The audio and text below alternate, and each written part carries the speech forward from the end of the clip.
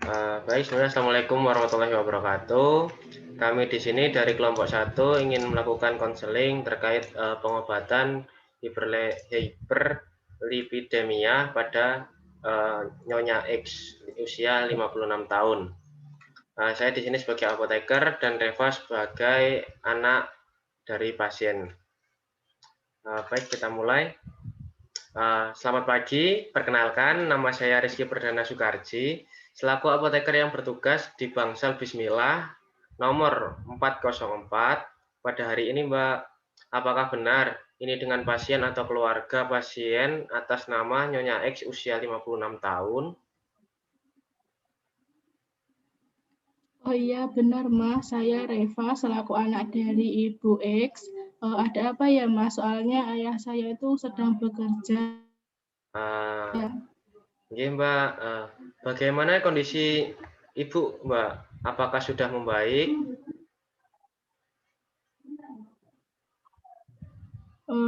Sudah membaik dibandingkan kemarin. Oh, alhamdulillah ya, Mbak. Sebenarnya bisa minta waktunya sebentar, Mbak, untuk membicarakan terkait pengobatan Ibu pasien. Oh iya, boleh bagaimana ya Mas? Sebelumnya saya ingin bertanya dahulu, Mbak. Apakah Mbak mengetahui ibunya ini sedang menderita sakit apa?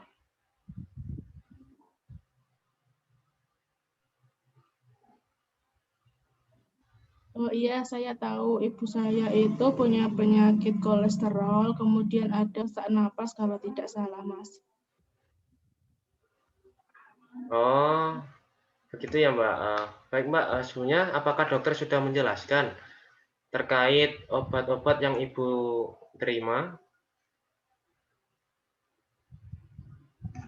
Belum dijelaskan, kata dokternya nanti akan dijelaskan oleh apotekernya begitu. Oh, seperti itu ya, Mbak. Baik.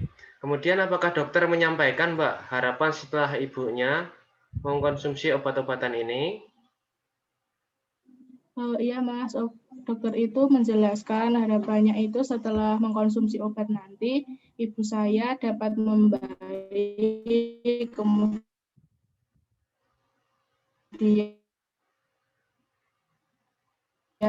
keluhan-keluhannya itu juga bisa berkurang. Nah, baik, Mbak. Kemudian apakah dokternya juga sudah menjelaskan terkait aturan-aturan minum obatnya? Kalau itu belum dijelaskan Mas, hanya dijelaskan kalau aturan minumnya itu disesuaikan di etiketnya yang ada di. Oh, begitu ya, Mbak. Baik, Mbak. Di sini saya akan menjelaskan terkait cara pakai obatnya ya, Mbak. Karena dilihat dari datanya, ibunya mendapatkan obat yang cukup banyak ya, Mbak.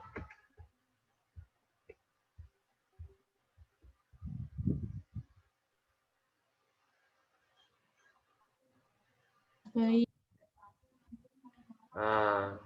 Baik, Mbak. Yang pertama, Ibu mendapatkan obat simvastatin, Mbak. Nah, ini ya, Mbak, obatnya. Nah, obat ini digunakan untuk mengontrol kadar kolesterolnya. Nah, untuk penggunaan obat ini sendiri nanti diminum 1 kali sehari, 1 tablet saja ya, Mbak. Nah, untuk diminumnya ini pada malam hari, Mbak, sebelum tidur, nggih. Oh begitu, kalau misalnya diminumnya selain malam gitu nggak boleh ya Mas? Oh, untuk selain malam, sebaiknya dikonsumsi pada malam hari ya, Mbak. Tujuannya itu agar efek yang diinginkan itu tercapai secara maksimal. Karena produksi kolesterol yang banyak itu terjadi pada malam hari, Mbak. Maka obat ini sebaiknya diminum pada malam hari saja. Oh baik begitu. Kemudian untuk obat lainnya bagaimana Mas? Oh, baik, Mbak. Untuk obat yang kedua, ini ada levofloxacin, Mbak. Nah, ini nanti fungsinya untuk mengobati pneumonia yang dialami ibunya, Mbak. Nah, obat ini juga dikonsumsi 1 kali sehari, 1 tablet saja ya, Mbak. Nah, diminumnya itu nanti setelah makan. Nah, khusus untuk obat ini, itu diminum selama 7 hari sampai 14 hari, Mbak. Karena obat ini adalah termasuk antibiotik. Maka penggunaan obat ini juga harus dihabiskan. Meskipun itu nanti ibunya sudah sembuh atau tidak ada merasakan gejala ataupun keluhan sebelum 7 hari, Mbak. Karena fungsi antibiotik ini untuk membunuh bakteri penyebab pneumonia yang dialami ibunya, Mbak. Oh begitu, baik Mas. Kemudian ada lagi nggak Mas? Nah, untuk obat yang ketiga itu ada spironolakton, Mbak. Nah, obat ini dikonsumsinya 1 kali sehari sesudah makan ya, Mbak, 1 tablet.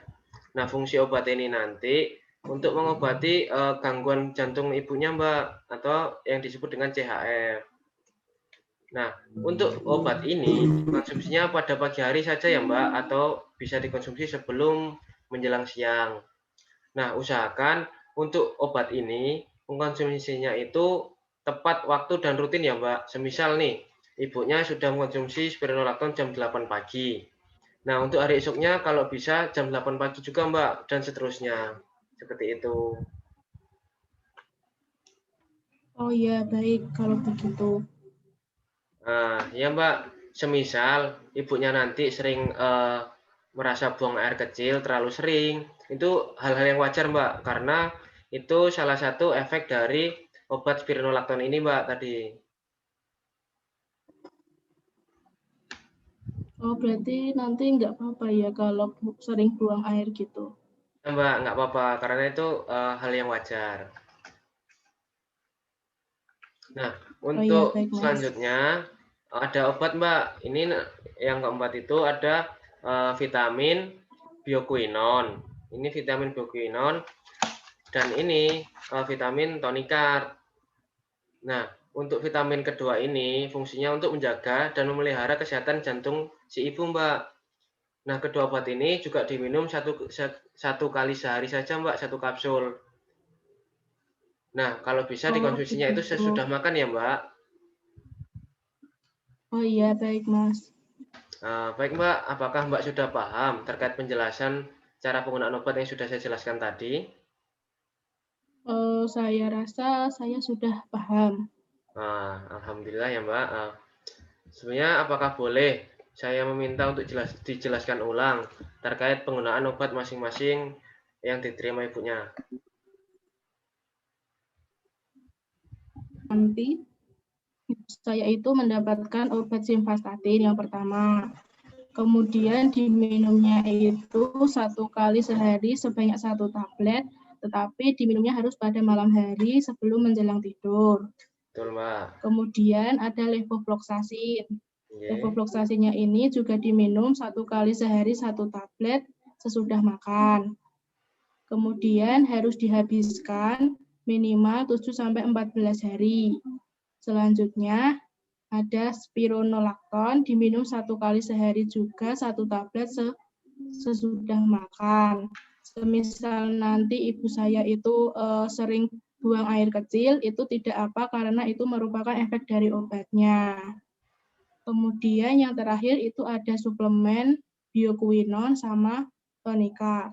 Itu diminum 1 kali sehari 1 kapsul sesudah makan. Begitu ya, Mas? Oh, iya, Mbak, betul sekali. Itu sudah benar ya, Mbak, untuk cara pakai penggunaan obatnya. Nah, untuk obatnya kalau bisa disimpan di suhu ruangan ya, Mbak. Jadi terhindar dari matahari secara langsung dan dijauhkan dari jangkauan anak-anak ya, Mbak. Alangkah baiknya juga saya merekomendasikan untuk disimpan di kotak obat ya, Mbak. Oh iya, kebetulan saya juga membawa kotak obatnya. Alhamdulillah, jadi kebetulan ya, Mbak. Jadi saya tekankan kembali ya, Mbak, selain mengonsumsi obat-obatan tadi, ibunya sebisa mungkin melakukan pola hidup yang sehat ya, Mbak. Seperti yang pertama itu menghindari makanan yang berkolesterol atau yang banyak lemaknya ya, Mbak. Nah, yang kedua lebih diperbanyak lagi mengonsumsi sayur-sayuran dan buah-buahannya. Setelah itu sebisa mungkin juga ibunya melakukan olahraga yang ringan atau memperbanyak aktivitas fisik, mungkin bisa jalan-jalan atau seperti apa, tapi hal-hal yang ringan, jangan yang berat. Dan usahakan ibunya juga istirahat yang cukup ya, Mbak. Dan jangan lupa saya ingatkan lagi untuk mengonsumsi air putih yang cukup. Jadi lebih diperbanyak lagi mengonsumsi air putihnya.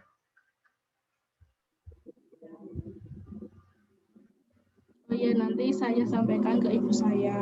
Kemudian kalau untuk obat yang lain itu apakah dilanjutkan atau bagaimana, Mas? Oh, baik Mbak.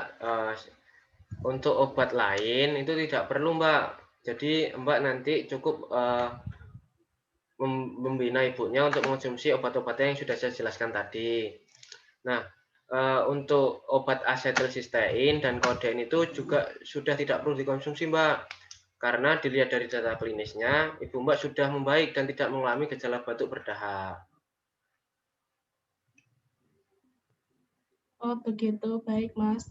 Nanti Nah, saya sampaikan juga biar nggak bingung. oh iya Mbak. Nah, untuk selanjutnya ada obat kaptorpil dan ISDN ya Mbak. Itu juga tidak perlu dilanjutkan Mbak.